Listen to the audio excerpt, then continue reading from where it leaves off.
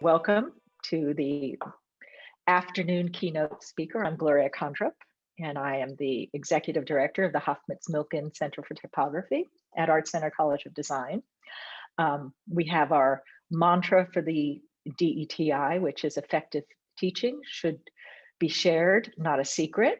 And it continues the legacy of Professor Leah Hoffmitz Milken, who for 3 decades left her mark on students and future generations of thinking designers.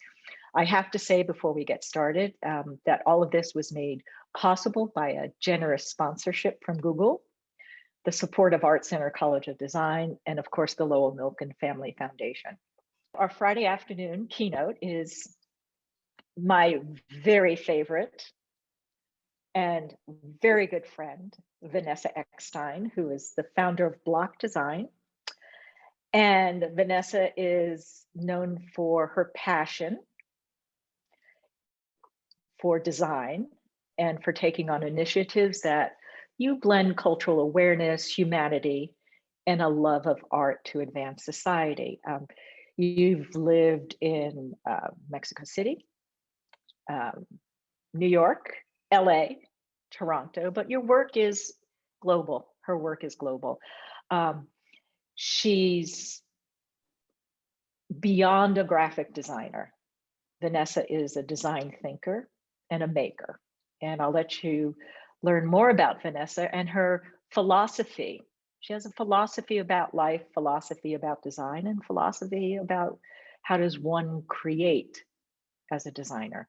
So without further ado, I'd like to welcome Vanessa. Thank you. And thank you so much for having me, Gloria. Thank you so much. I'm Vanessa Eckstein. I have a studio called Blok Design in Toronto, and I'm essentially a wanderer. In my wandering, I mean, I've crossed many borders, both geographical and emotional, and making sure, oh my goodness, this, yes, is working. And that has brought me from Buenos Aires, where I'm from, to Toronto, to LA, to New York, to LA again, to Toronto, Mexico City, Toronto, Berlin, Toronto again. Clearly, I have a nomadic spirit, and I have always believed that wandering is a release of my own narrowness. And today we're talking about dimensional brand. So I'm going to do what I love to do, challenge the ideas and the preconceptions that we have. So I'm starting with the etymology of the word brand. Brand is actually to impress or burn a mark upon with a hot iron, marking ownership or quality of property. My father always taught me that the essence of a word actually exists in an etymology. And Wittgenstein, who is a fantastic philosopher, once said, we discover a word's meaning in its use.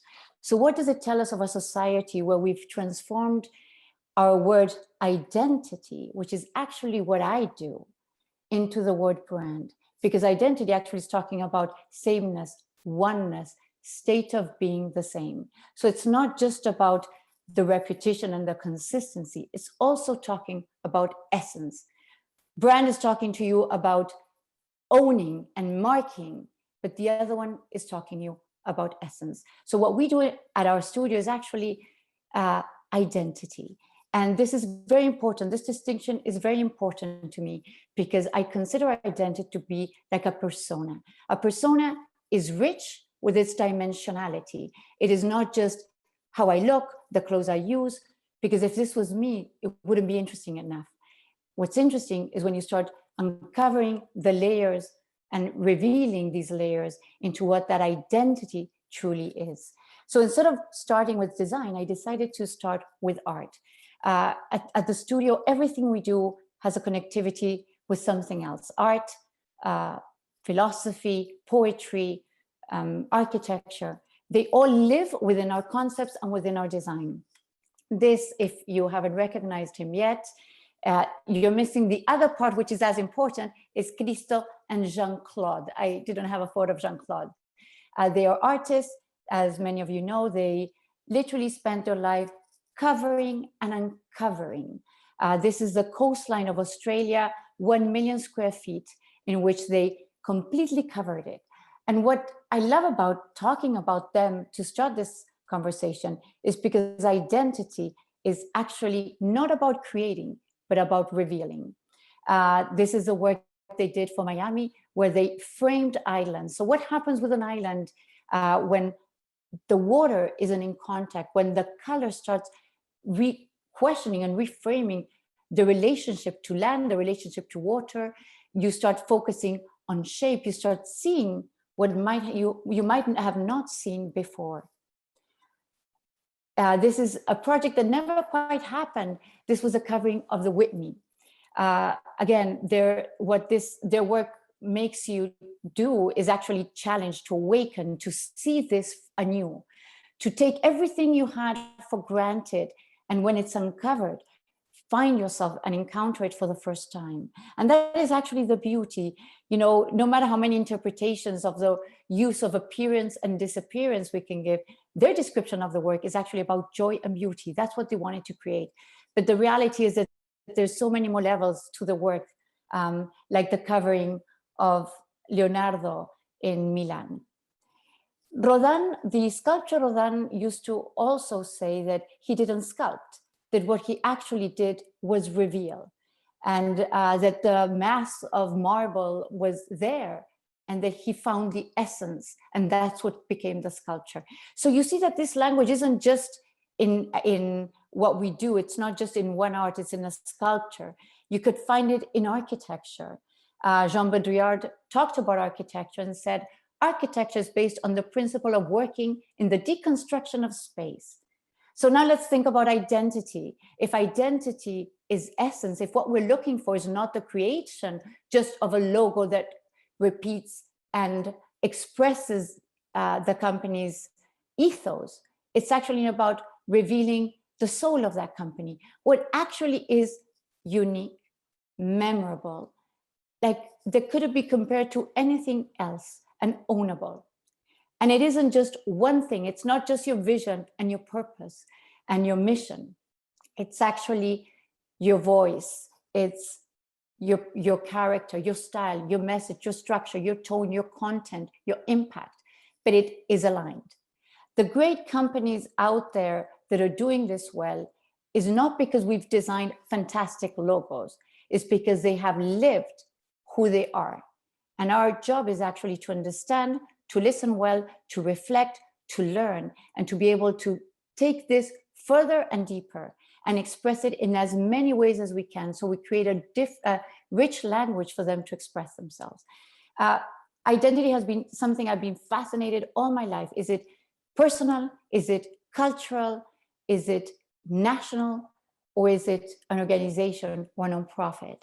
And the beauty of it is to find these conversations in the work every day, because it gives a certain depth of identity. So I want to start just by sharing this one, which is super cool. This is an architectural firm in Canada, in Toronto, one of the most interesting architectures personally around the world. And they came to us not for their identity, actually, for a book. So now I'm showing you the identity, but it happened upside down, which I think is even more interesting. We normally start with an identity, as many other studios, asking questions, who you are, where you want to be, analyzing all these answers. What we discover is that the answers are never on the paper. This is just an excuse. We want to loosen them to actually share. But the insights happen when we get together in a workshop and actually play, discover, converse. Because in that exploration, we start finding what makes them unique, because it wasn't intentional. It wasn't the answering the question. It came out naturally, like all of us. When we are most comfortable, then we become ourselves. Then our beauty shines, our expressions change, our passion comes in. That is where we find the essence, both of people and organizations. Super cool.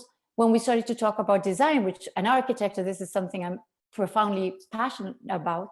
We talked about the constructed space, the building, but we also talked about the space in between, the deconstructed space. That's why I started with the Baudrillard as well. So when we talked about what they loved, they talked about essence, about concrete, about metal. They talked about the rawness of their materiality. So our identity was not only about who they were, but the spaces in between that were as important for them as the buildings that they created. So these are the some of the applications that we did, talking about the shapes. These shapes, and again, they're not graphisms, and that's the key. Nothing is a graphism. These are explorations that they had on projects. This comes from understanding who they are, what they do, and the movement and the fun and the shifting within their process. That's what we're talking about. So it's always on that logo and always playing on that space in between. Those are the synergies. I've always believed that design and creativity, what we're actually looking is it's always about finding the balance between contradictory forces. It's not just about the balance itself, but the tension these create. That point, that conversation, that juxtaposition, that is where it gets exciting. That's where it gets truly interesting, because there's tension, because there's complexity. It's not just about simplicity, although we relate to design in many simple ways. It's also about complexity, about layers of understanding. The dimension is actually about the elasticity and the richness. And we encounter it and it surprises us in different ways. We had many conversations, you'll see later on, especially in the book, when they described what they did. They would spend hours telling me about, Vane, we are designing a skylight or a window, and we actually think about every hour and every second of the day how that light is going to move into that space. So both the movement of light and the gradient of light, the idea again of appearing and disappearing, the moments of beauty. Architecture is not in service just of how you live. Actually, great architecture shifts the way you live. And that's, for me, the difference between architecture that is felt, that is emotional, not just constructed. So everything we designed had subtlety, had nuance to express who they were at their essence. Movement in gradients, in shapes, as we already saw. This was, I'm going to talk some technical things, because this is as important to us. This was silk screened on top of the plaque. It wasn't just printed because we wanted the superimposing of color. We did letterpress, silk screen, debossing. We used diverse techniques in one identity to express this idea. Their tape was a deconstruction of those shapes as much as the construction. Their quiet gravitas, what they felt architecture truly meant, and their spatial richness. Words are language, is as important in an identity. It is not just our visual, we know it, it's also the way we talk, but also it's not just what we say, it's actually how ownable that is. It's not just, oh my God, we got a tagline. Everybody can have taglines. Actually, I don't particularly like taglines. What I like is the richness of language, because that should be reflective of the richness of thought. And an organization that has that dimension and exists, it is our responsibility to actually take it further and further and further and invite people into that conversation. We created this really strange graph out of understanding how they worked, out of the movement. As you see, it's not a graph that just goes one way, it goes many ways. This is not a graph, it's actually an ecosystem of architecture and value, that relationship and everything that exists, their thought, their context, their collaboration, their spatial richness, their purpose, their essence, and above everything, that moment of gravitas, holding that gravitas. This was the first project they came to us. They came to us, we didn't know them before this, and they said, we were thinking about doing a book, a glossy book, as an architect, and you can imagine, like the typical glossy book, table, can't even remember the name, like what's it called, on the coffee table book. And after spending maybe an hour and a half talking about our love of architecture, we said, you're not that book. You're simply not. Because, and this is where this started, this relationship. And again, we care about humanity, we care about interaction, and we care with our clients about their humanity and our humanity. This is a relationship. This is not client, studio relationship. We literally believe in the quality of the relationship we have. We're very lucky. We choose our clients, and we choose clients with value. I was supposed to start my clock, which I didn't do last time. So I'm going to apologize and start it now because I forgot.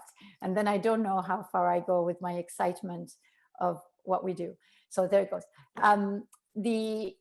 The name of this book, Rain, Gravity, Heat, Cold, is theirs. We heard it and we said, oh my goodness, this was Andres, one of the architects' description of what they do. He said, Vanna, you know what I do? I do rain, gravity, heat, cold. I've never heard anybody describe what they did that way. For him, it was about the nature, how it affected the materiality, how it affected the building. This is the insights that make your identity unique, because it's not invented, it is not created, it is there, it is real, and it is aligned. As you see the movement, we built a book that is French fold, because we wanted a book that actually had form, that could build itself into a structure, not just something flat, the opposite of your coffee table book, but could actually build itself and form itself into space. Again, our movement of color, this is when we started to discover their understanding of light, and our colors move through. The book has a movement of color on the edges. We tried everything. We explored silk screening on these covers, playing with the tonalities, and it opened and folded, insinuating forms that you could not see. So this wasn't about just showing you everything. It was about insinuating, because architecture is about that. You'll see here a shot of all the movements of light. We send them back to shoot that. So this is also to tell you how we affect content. They talked about all of these things that were important to them. I'm like, well, if that's important, well, we're just going to show houses. Let's show your process. Let's show your thinking, because this isn't just about the houses you build, but how you think, how this moves you, what makes you solve this way. This is some pages in the gray area, printing with silver and exploring and showing all the different processes of every single construction. And then, by the time we ended this, beyond the fact that we were completely good friends, I learned so much about them, about their materiality, about how projects, the timing of the projects, about the collaborations. So this wasn't us. If I put this in hours, I assure you there is no budget in the world that could pay this. But this was our honoring of how they worked, our trying to understand truthfully, how do we graph the relationship they have with the materiality of their houses? How do we graph? If you look at this center one, it's hard to see here, I apologize, but you'll see the detail to see how every project and every relationship and every collaboration, this is love, this is true love, both of them doing it and us honoring who they were, the care, the profound craftsmanship. When we talk about identity, every single thing matters, because every single thing is reflective of your values. And at the end of the day, the only thing that matters is actually your values. If you have those clear, your actions relate, and how you're perceived relates, because they're true. You're not building on it, you're building from it. And that is the profound distinction. We developed as well their website. They shifted it at some point. We just had the lighting. And they did a lot of work for ESOP, which is an organization, a company I truly admire as well. When the art director of ESOP took the job, she told the story that when she sat down at the table, the first thing that she got was a poem, not a manual on how this company's voice is and the attitude, and a poem. Why? Because truthfully, you show you are, and you show who you are. You don't have to tell who you are. So those are the gestures of, I think, when you have good organizations, reflective of a design that expresses who you truly are. Our design for mobile and the different aspects of the site, the overlapping of content, and the different movements in the mobile experience.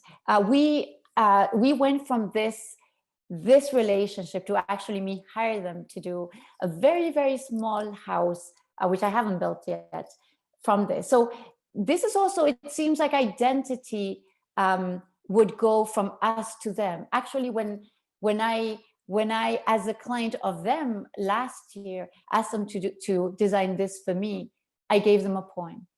And that was my understanding of, like, you don't need anything else. I don't need a brief. This is a poem and this is what I want. If you understand that, one of the most beautiful experiences I've ever had.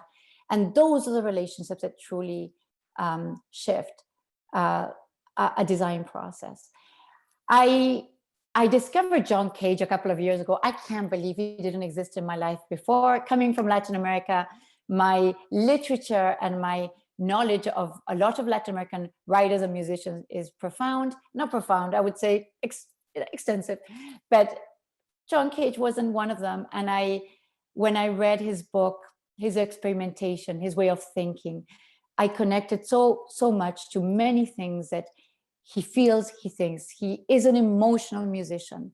One of his phrases that I adore is, the only structure which permits of natural activity is one so flexible as not to be a structure. I write in order to hear, never do I hear and then write what I hear. When we're thinking about identities, the concept has shifted a lot. We started, 20 years ago thinking that identity was actually just about consistency, cohesiveness, and actually what brand truly etymology is, this idea of repeating it and owning it, and this is me. We've come such a long way. We all know what a great identity is and how it moves. But the truth is, we also have to leave it space for the elasticity, to understand that it is actually always in a state of becoming, very similar to us as people. We're always changing, we're always growing, we're always curious. So we need to give space within our designs to the experimentation, to the pushing of boundaries, to the uncomfortable places, and to not knowing where things go. Inspiration is not a special occasion. So I wanted to share this identity. As you know, I think in California as well, Canada was one of the first countries to, you'd think I would be talking about cactus, but actually I'm talking about cannabis. So, but the funny part of having cactus is that when they called us 5 years ago to do a cannabis couple, actually I got like 10, 15, 20 calls on cannabis. I chose this one. I knew the person involved. I trusted the person involved. And I wanted to be really clear about why I was getting into cannabis and wondering if I should, which now seems absolutely insane, that I even questioned it. Cannabis was not legal. We could not show anything related to cannabis. So our mood board was, an inspiration board was architecture, cactuses. I'm not sure where we went with this, but this is actually part of sharing a space that we weren't that clear on a company that didn't exist, on a audience that didn't exist, and on an expression that we couldn't use. So this is 48 North. You'll see, I'll talk a little bit about these expressions, emotional expressions, which are supposed to be cannabis. Our studio, we're still exploring the studio. We have old photocopiers, old letterpress. Actually, my old letterpress comes from Art Center's letterpress. I bought it when I was a student at Art Center 25 years ago. We have many diverse old techniques and paint brushes. We explore manually as much as we explore digitally. This is our trying to understand how to express cannabis in ways that wouldn't be obvious because we couldn't legally represent it. And I think I went one up, and a little bit of the exploration that came about when we did one of the presentations, one of the projects. So 48 North is a cannabis company. We designed the branding for it. And the interesting part is that when we presented the brand, we were part of the strategic, we actually designed before strategy, which, I love it when everybody says, all these processes in life, when you have a studio, things get messy and you need to know how to flow with it and you need to be elastic. I personally adore being part of a strategy, especially when we can push it further. The interesting part of this project was that we did strategy parallel to the identity. So we were sitting on strategy and we were presenting identity. So that means that the strategy had to happen in our studio before. And it was crazy that when we sat with the strategy, which was with board members, they actually aligned. Why? Because our process of going to the essence was so rich with the people that we invited to that process, that we were able to arrive to a place that actually was aligned to where they wanted to go. This was a new company, so in cases like these, our alignment isn't about just revealing, but truly understanding who they want to, where they want to go, who they want to be, and how to live up to that. Because it's not enough to say it. You know, companies do not live up to who they say they are. They always fall short. This is not a world for marketing anymore. This is about for authenticity. And that's such a cliche to talk about authenticity.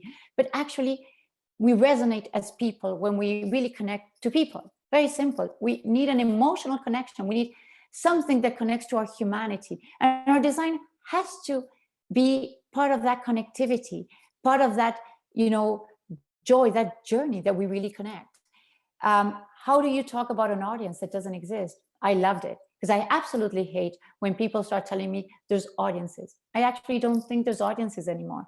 We are overlapping so many layers that I think there's mind frames. And in a subject like cannabis, and obviously there are places where there's more specific audiences, but I do think nowadays we should talk more about mind frame, because ages are mixing, interests are mixing, things are more blurry, and actually they're more interesting. The possibilities are more interesting. So cannabis couldn't be shown. We designed an identity where we had shadows, where we had all this insinuation, but couldn't actually show the product. In that first meeting, we presented the identity. We presented a product development, which we had never done before. We had a product designer that we had just hired for another project, and we decided to push ourselves into developing product. We gave the idea of creating this publication as a pitch, the one you saw, to raise funds, and creating a product design line. All of this in our first meeting with them presenting. Everything came true. We had never developed products, as I was saying, and again, I'm just going to clarify, I was not the most knowledgeable in this subject at all. Actually, I knew very little about this subject. So that could have been something that people wouldn't have been interested in. But the interesting part is that I think that I come to most projects without knowing. And the beauty is that I challenge most of the spaces because I don't know. I am not falling in the cliches. I am not falling in my preconceptions. I come to it anew, similar to Cristo. I like it covered. I like life covered, because when I open it up, there is a world that I can discover. It is not just, oh my God, you know what? I am this expert. Actually, I don't want to be expert of anything. That gives me the possibility of working incredibly expansively and taking knowledge from many areas. We designed race cars. We designed a project in Rwanda about menstruation, or we designed, work on Nicaragua. We're on politics.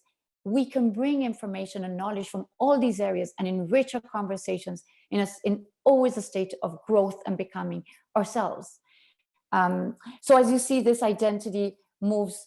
This was a deck to raise funds. Again, trying to move this. Before 5 years ago, nobody was designing cannabis this way. There was no connectivity to how this space should be. People had preconceptions, but nobody was owning that space. And we wanted to own it and move with it. So that went so well that they called us for a magazine, our Latitude, that was a pitch. We gave them the idea, and they were amazing. They were amazing clients. They decided that they'd go for it and that we would do a magazine.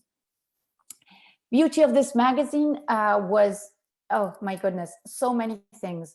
In this magazine, we wanted to push the boundaries. This wasn't just about your typical concept of cannabis. We truly wanted to deal with racial discrimination. And this is pre Black Lives Matter. And I make a distinction because we do not do the shoulds. We should is in us, in our values. We should fight for equality because we want to fight, because it's in us, because we know it's the right thing to do. And so when we did this magazine, our shoulds were there, not because we had to support any structure. We wanted to make sure it was intersectional. We wanted to make sure that we had gender diversity. We wanted to make sure that we were talking about issues that mattered and issues that were relevant. Let's talk about sex.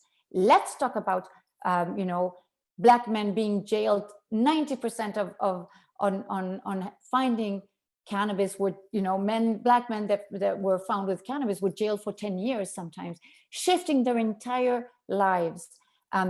Again, this also shows that we as designers have the possibility. We worked with the other side by side to develop content. We were shaping this content. We are political by nature. We were shaping it with them. And one of the most beautiful collaborations that we've ever had.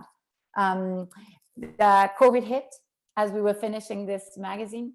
We ended up, I'm going to show it again, ended up printing in a parking lot, which was actually fantastic while the papers were breaking, the light was changing, the rain fell on me. I actually have to say, I love these moments. I thought it was memorable that we printed this magazine. It was pushing so many things this way.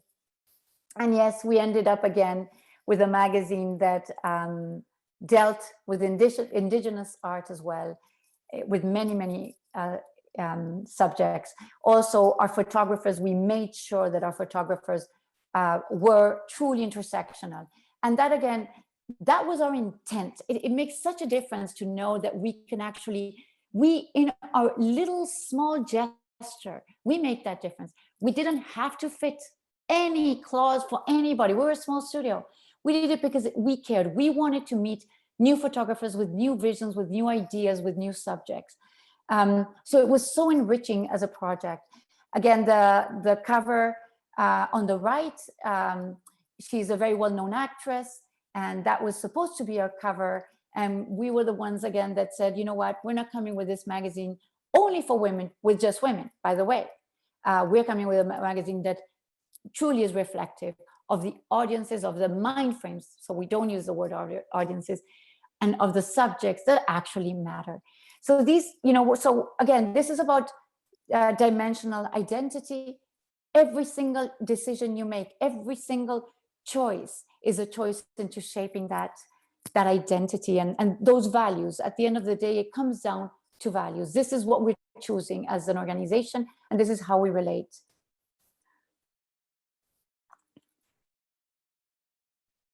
You know, we always leave space for uncertainty, for mistakes, for spontaneity. This was supposed to be a map.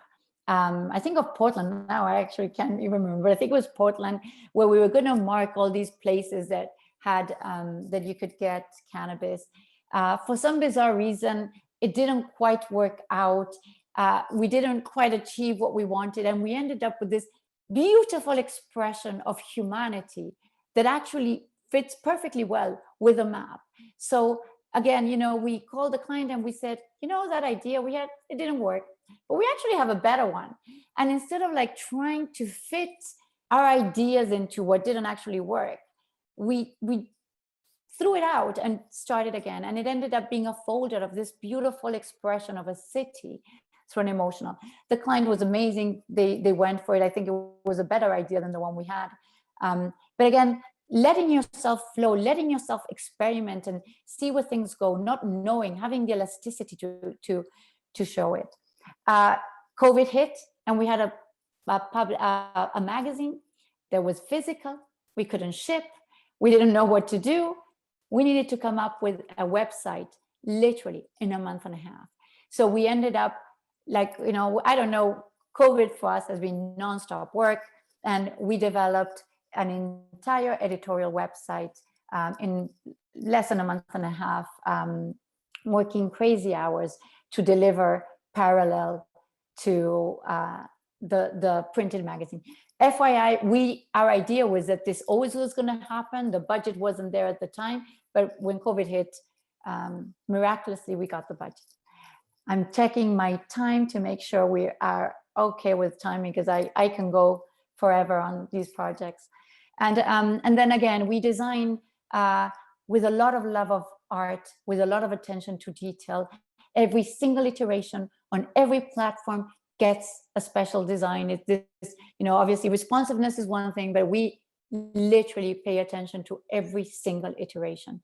That's the way we do it. We do it in print, we do it in digitally, we do it in thinking, and we do it honestly because we can't even imagine another way, the way we are.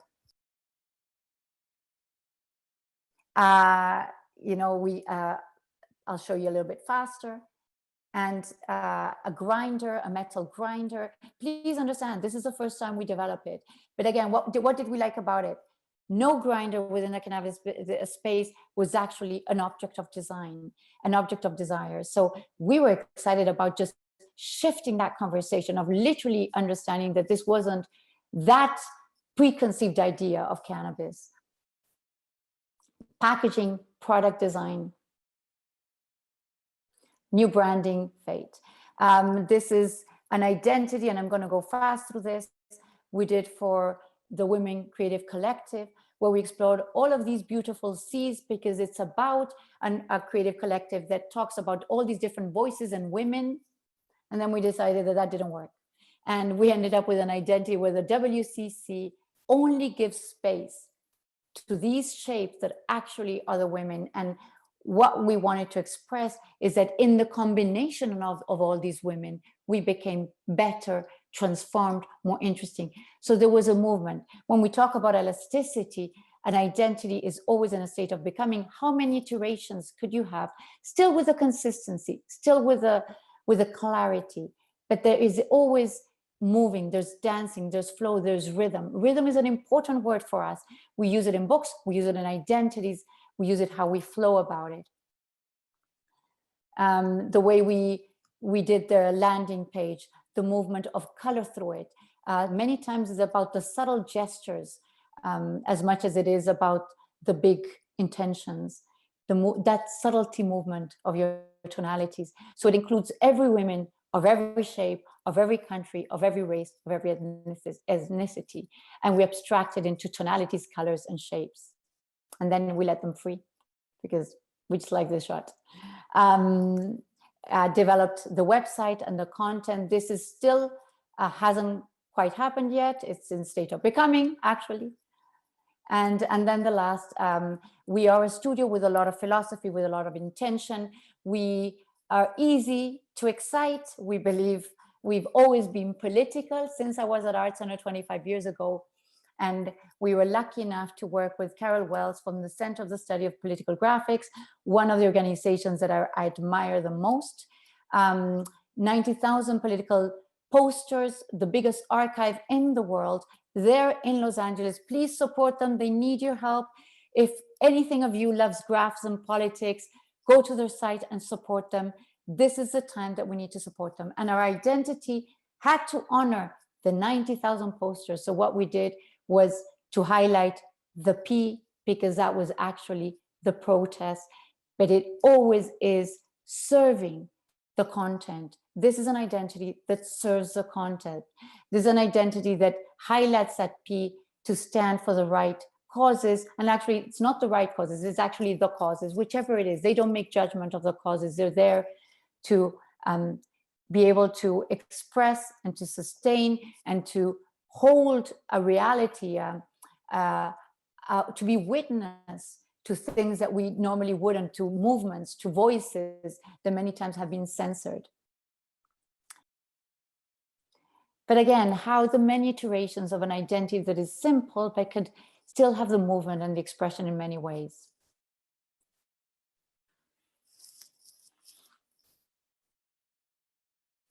Posters, protest, purpose, always highlighting those essential things. You know, when we did I have to say this, when we did this, the workshop on this, the words that showed up on that board, including catalyst, subversive, like this is maybe the only job in my life that I was in tears when we presented, because I knew that I would never find an organization with those words up there in that board, never again. The uniqueness of for what they stand, and really miming that essence and that soul was important to us, and knowing that it meant so much to them. So I'm going to finish with a saying by my father: "We shall not cease from exploration, and at the end of all exploring will be to arrive where we started and know the place for the first time." This is the essence, I think, of what I was brought up with, and the essence of the studio, of our sense of exploration, of our sense of taking risks, of embracing the unknown, of leaping, always leaping towards new projects, new ideas, shifting paradigms, and ideally shifting society for a better, more equal. And I'm not saying this because this is important to say now. I'm saying this because I've always said it, because this is the world we want to leave our kids. An Airstream, we're working on this project now. It has purpose, and it's actually going to be fantastic. I'm excited to talk to you about that. And this is our very humble studio. I loop it so you think there's more. There's just that few. We're very, very small. And last but not least, Jenny Holzer, the artist, you must have one grand passion. And that's pretty much it. Thank you so much. As always, Vanessa, I think you are one of the most inspiring designers. And I don't say that just because I have a prejudice towards you, as we did our master's degree together. I'm really amazed, though, how you are drinking out of one of your projects too, which you didn't even show when you talk about your world. Well, your world is surrounded by your philosophy. And I think that's very important for you to maybe talk a little bit more about what I see happening is there's a merging. I think the definition of identity and brand has to change again, because we're still thinking of it from the 1950s, the 1960s, and perhaps people are still teaching according to those definitions. Where, can you talk about, you sort of blend everything? You know, you use the word identity, but your identity becomes larger than identity. I mean, it is. Is that the way you look at total design? I'm going to start by saying that I actually think one of the biggest problems we have is that we are siloed in our spaces of knowledge, and that the interconnectedness of knowledge is not as porous, is not as expansive, it's not as elastic. Even our minds, you know, there is, I can't remember who said it, but I keep on telling my kids, you know, we should change our minds to prove that we have one. We're in a world where actually not changing your mind is applauded because you're consistent. You have a consistent thinking. And I actually think that you should change your mind, because it's more interesting to have a growing mind, the one that is always consistent. And that is exactly what happens with an identity. When you were a cobbler, or when you were like a goldsmith, I don't know how many centuries ago, that's what you did all your life. Your strength relied in consistently doing that job and doing it very, very, very well. We're in a world that is in constant change. And to do our job well, we need to understand everything that's around us. It's not just about graphics, it's about society, movements. What are the conversations? What are the opportunities and the possibilities we have as not only designers, because I actually think that, you know, even saying that word, as thinkers, as participants of a richer society, to shift, you know, and I think that's the power of what we have. And when I use power, I'm not one that likes to use power a lot. Maybe I'd use more the opportunities we have, the, you know, of that shift. When we think about identity, yes, we're thinking about identities. Again, this idea of branding, of you know, it's almost like, you know, stamping something with that symbol that is expressive of who you were, as if nothing in you shifted, as if no conversation. And plus, we are bombarded by a million. There's so much white noise. What makes one come to the other is actually values. It's the honesty of the conversations, the engagement. It's a humanity. And, you know, that's what we're losing, is the idea of humanity. Mhm. No, I agree. I think what we have to remember is, and we keep forgetting, you can design something that is spectacular as a form, but if it doesn't represent the values of what it's trying to say, if there is an emptiness in the product, and the product can be a company, it can be an actual product, then it doesn't make a difference how wonderful a form it is, because once you're disappointed by the values, then you failed, no matter how wonderful it might look visually. Someone asked a question, Sally asked, have you ever had to refuse a client relationship due to their values? This is interesting. I do it all the time. Actually, I think I'm one of the studios that does it consistently. Like, truly, Sally, I do it all the time. How I started, I don't even know. I started really young, understanding that the jobs I wanted to do, I actually had to do them. I needed to do the jobs I wanted, if that makes sense. I needed to, if I wanted that type of client, if I wanted a value type of client, I needed to work on those projects. Right. So, and every time, the few times that I've actually made a mistake, like I work very close to intuition. And intuition, I'm going to clarify, it's a knowledgeable, it's maybe the most knowledgeable aspect of me. It connects my mind, my heart, my senses. When I feel that a job is right, I go for it with my heart. When I feel it's wrong, instantly, I honestly, I quote it so high. I say, I don't have the time. I quote it so high that it would never in my life come. And if it does come, I figured we'd buy a new studio, like one or the other. But the few times I've made a mistake, I've actually, I've given, I questioned my own lack of empathy. I have a very big empathy. I said, maybe I shouldn't be as harsh. I actually made a mistake and I knew it. And I thought, oh my God, I'm not doing it again. You do not, it's as simple as this. You do not achieve the design you want, the relationship you want, the beauty of this journey with somebody that doesn't have your values. Simple as that. It's right. Relationships. We forget that this is about choosing the relationships and the work you want to do. I think, you and I have the same philosophy about developing an ethical design studio. It comes number one for your behavior, how you approach design ethically. It's about having true values of how you approach your design, how you treat your employees, how you treat your vendors. And I agree, if you want to have an ethical design studio, you don't work with unethical people. Yeah. Totally. I mean, that's the bottom line, I think. But the thing is, I think that the difference is that sometimes they're not unethical. They just don't have shared values. And that doesn't always make them unethical. And the funny part is I don't even consider that I'm in an ethical studio. I think I have, I literally live up to my values, to my essence. And then I find that those similarities and I grow with them, with others, I enjoy so much, like every single project I showed you, the experience of the project is so enriching to me. It's so literally, I learned so much. It's so enriching that I wouldn't miss it. This is my life. What I do is my life. Why would I waste my life on something that doesn't enrich me? And that's how I see it. So I have one question, and this is going to be interesting. Explain to everyone why the word Blok, your own studio, and why is it designed that way?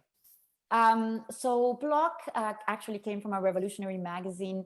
For those who don't know me, I was raised in a military dictatorship in Argentina. And it actually took me till I went to Art Center to truly confront. I was very young and I exiled at the time and came back. And I was trying to understand my emotions in a very outspoken household. So it took me till I went to Art Center and I did an exhibit about the military dictatorship at Art Center 25 years ago, when design was not political in any possible way. It was all about corporate design, packaging design, and silos, by the way, always silos, to understand that this actually was my core and my heart. And my core is that design is at its best when it serves society. And again, society doesn't have to be just political. We serve society purposefully, in gestures, in many ways. I have so many projects where I serve society, and sometimes, but it's not about the naming that, oh my God, I'm a purposeful kind. I do this because this is who I am. I want to humble myself to understand that the reason I do this work is that it excites me. I love it. So Blok was a political magazine, and I just decided that, you know, this is a reason design was at its best and is at its best when it actually serves society. Okay. Well, Vanessa, I cannot thank you enough. You have a wonderful presentation and the inspiration that you bring in sharing your philosophy of life and design. And I agree, they are so bound together for you. Life is design, design is life, and that encompasses who you are. And I have to say, thank you so much. I also want to tell everyone they really should visit your website so they can see your new product line, right? For your cups. I mean, you're not just you're not just a graphic designer. You are a whatever tag they want to put on you, multidisciplinary. I hate that. Hopefully no tabs, so I can keep on moving no tags, no tags moving. But so I think you've really inspired people to understand that there's such a blending of terminology today. There's such a blending of what we think design is and where design is going and where identity is going and what's identity and what's brand and how it's, like you said, use the word elastic. And I think that's a great word for people to remember. Things are elastic, they're breathing and they're constantly changing. So thank you so much for your inspiration. Thank you for all these beautiful chats. You know, you'd imagine we wouldn't be nervous doing these things. We actually are. So thank you. Thank you for the love. Thank you for all these beautiful messages showing up. I appreciate it. Yes. Zoya, thanks for having me. Okay. Thank you everyone for attending. Thank you so much. Thank you.